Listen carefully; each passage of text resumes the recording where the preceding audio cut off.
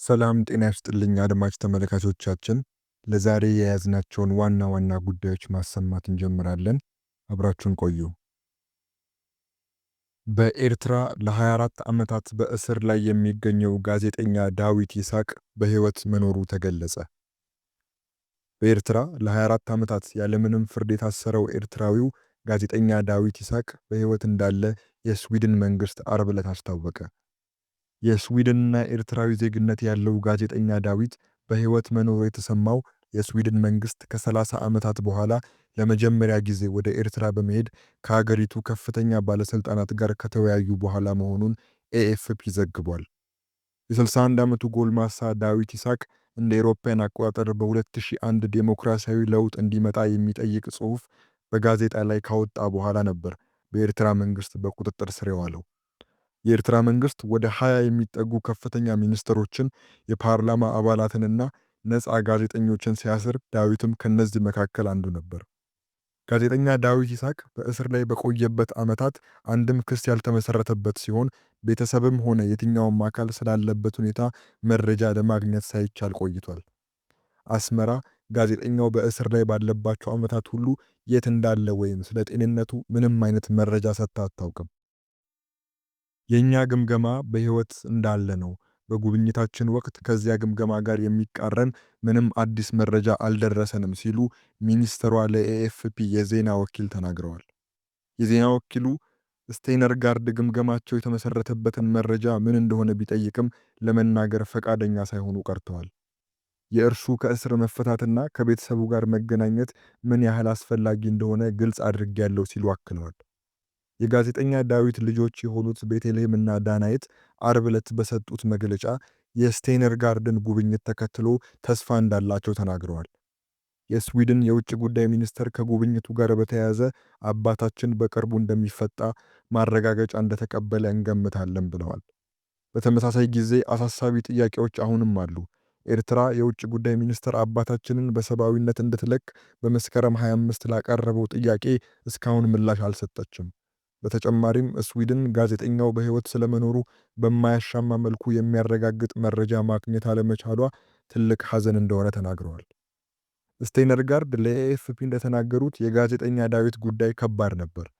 ያለምንም ክስ፣ ያለምንም የቆንስላ ግንኙነት ለ24 ዓመታት ታስሯል ሲሉ አጽንኦት ሰጥተዋል። ስዊድን ኤርትራ ነጻ ሀገር መሆኗን ከተቀበለች እንደ አውሮፓውያን አቆጣጠር ከ1993 ወዲህ አንድ ከፍተኛ የአገሪቱ ባለስልጣን አገሪቱን ሲጎበኝ ይህ የመጀመሪያው ነው። የሰብአዊ መብቶች ተሟጋች ድርጅቱ አምነስቲ ኢንተርናሽናል ጋዜጠኛ ዳዊት የህሊና እስረኛ አድርጎ ይቆጥረዋል። ዳዊት ወደ ስዊድን የተሰደደው እንደ አውሮፓውያን አቆጣጠር በ1987ቱ የኤርትራ ጦርነት ወቅት ሲሆን ኤርትራ ነጻ አገርነቷን ካወጀች በኋላ የስዊድን ዜግነት አግኝቶ በ1993 ወደ ትውልድ አገሩ ተመልሷል። የስዊድንና ኤርትራዊ ዜግነት ያለው ዳዊት በአውሮፓውያኑ 1990ዎቹ በአገሪቱ ውስጥ ከመጀመሪያዎቹ ነፃ ጋዜጦች ውስጥ አንዷ የሆነችውን ሰቲትን አቋቋመ። ከተወሰነ ጊዜ በኋላ የኤርትራ መንግስት የግል ጋዜጦችን በመዝጋት የሚቀርቡበትን ትችት ዝም ለማሰኘት በጀመረው ዘመቻም ፖለቲከኞችን፣ ጋዜጠኞችንና ተማሪዎችን ለእስር ዳርጓል። በሰቲት ጋዜጣ ላይ ካቀረባቸው ጽሑፎች መካከል የኤርትራን መንግስት የሚተቹና ዴሞክራሲያዊ ለውጥ እንዲመጣ እንዲሁም የንግግር ነፃነት እንዲከበር የሚጠይቁ ይገኙበታል።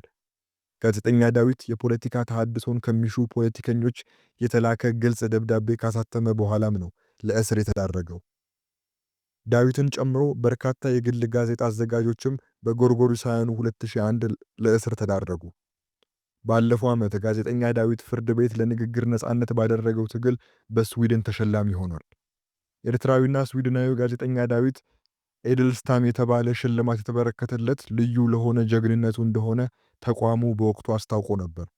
ባለፈው ሳምንት የኤርትራ መንግስት በአገሪቱ ውስጥ ዕውቅና ከተሰጣቸው የክርስትና እምነት አብያተ ክርስቲያናት ውጪ አባል በመሆናቸው ለዓመታት ታስረው የቆዩ ወደ 98 የሚጠጉ ሰዎችን መልቀቁም ይታወሳል። ከዚህ በተጨማሪም ከፍርድ ቤት ውሳኔ ውጪ ከ18 ዓመታት በላይ ታስረው የነበሩ 13 ሰዎች ከ3 ሳምንት በፊት ተፈተዋል። የሰብአዊ መብት ተሟጋች ድርጅቶች አስመራ አሁንም ከ10 ሺህ በላይ የህሊና እስረኞችን እንደያዘች ይገልጻሉ። ዘገባው የቢቢሲ ነው።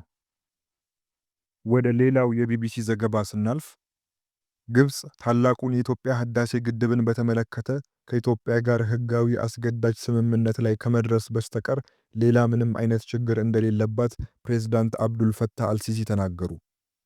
ፕሬዝዳንቱ ይህንን የተናገሩት ግብጽ ውስጥ እየተካሄደ በሚገኘው ሁለተኛው የሩሲያና የአፍሪካ የትብብር መድረክ የሚኒስትሮች ጉባኤ ላይ ለመሳተፍ ካይሮ ከሚገኙ የአፍሪካ ሀገራት ልዑካን ጋር ባደረጉት ውይይት ላይ መሆኑን መንግስታዊው አልአህራም ዘግቧል።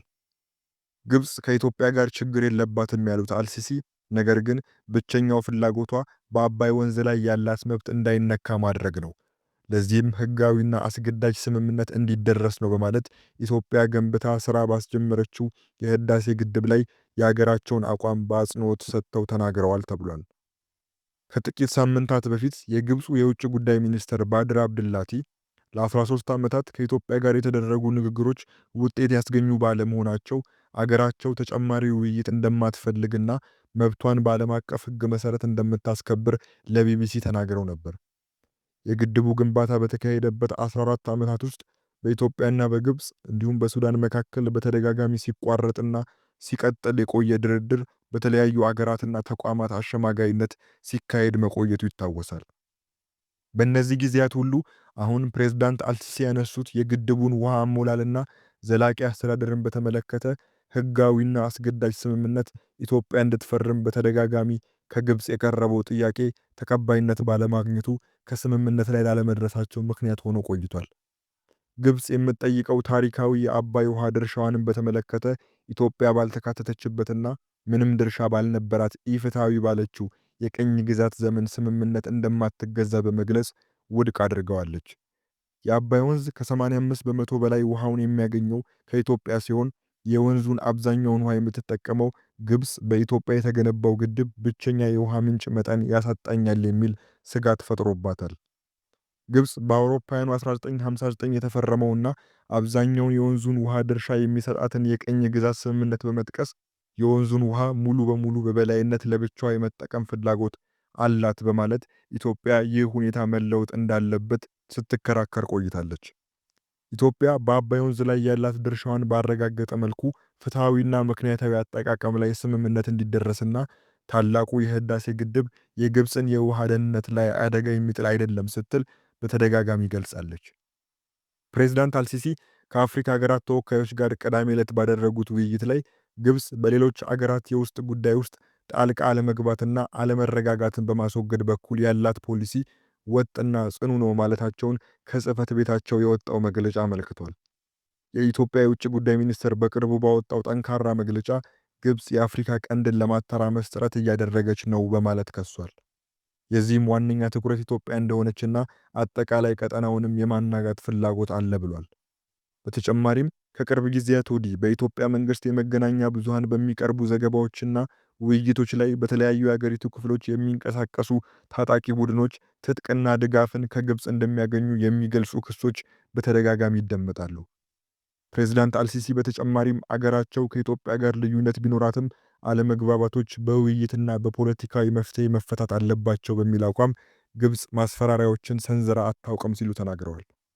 ነገር ግን ፕሬዝዳንቱ የውጭ ጉዳይ ሚኒስተሩና ሌሎች የግብጽ ከፍተኛ ባለስልጣናት ህዳሴ ግድብ መጠናቀቁን ተከትሎ የሀገራቸውን ጥቅምና የውሃ ደህንነት ለማስከበር አስፈላጊውን ሁሉ እርምጃ እንደሚወስዱ በተለያዩ አጋጣሚዎች በተደጋጋሚ ሲናገሩ ተደምጠዋል።